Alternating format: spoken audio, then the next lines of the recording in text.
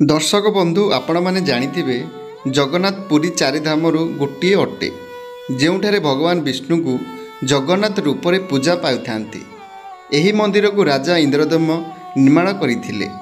एही मंदिरर सुरक्षा दायित्व प्रभु जगन्नाथ हनुमान को देइछंती। प्रभु हनुमान आज भी हिंदू धर्मर रक्षा और भक्त को रक्षा करिया पई कलिजुगरे जीवित अछंती। आज आम आपण मानू कहबू केउंटी प्रभु जगन्नाथ काहेकि प्रभु हनुमान को सिंकुल रे बांधी रखिछंती। कलिजुगरे महाप्रभु को रक्षा पाई प्रभु हनुमान पुरी मंदिरर विराजित होइछंती। पुरी मंदिर रे 4टी द्वार अछि। सेठारे प्रभु हनुमान भिन्न भिन्न रूप में पूजा पाउछंती।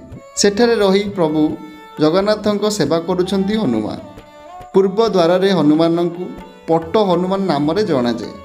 पश्चिम द्वार रे हनुमान 4 फुट उच्चतार मूर्ति रही अछि। सेठारे हनुमान को संकट मोचन हनुमान रूप में जणा जाए। मंदिरर उत्तर द्वार रे हनुमानकर 4टी हाथ अछि एवं 4टी हाथ रे चक्र धरिछंती प्रभु हनुमान। सेठारे तांको 4 भुज हनुमान नाम रे जणा जाए।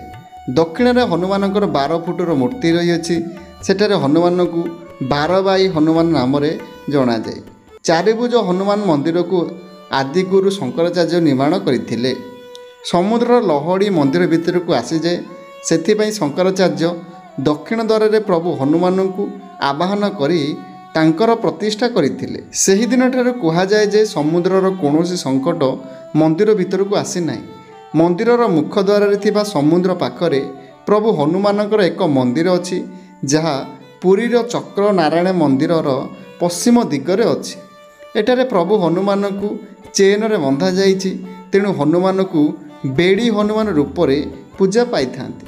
तेबे पृथ्वी रे भगवान अवतार नियंती सेतेबेले देवता समेत समस्तंकर इच्छा थाए से ईश्वरंकर दर्शन करंतु। सेहीपरि समुद्रर इच्छा प्रभु श्री जगन्नाथ को दर्शन करने। तेणु अनेक थर मंदिर भितर को समुद्र प्रवेश करिथाए। एथिपई प्रभु जगन्नाथ समुद्र को अटेगा पाई हनुमान को कहिथिले।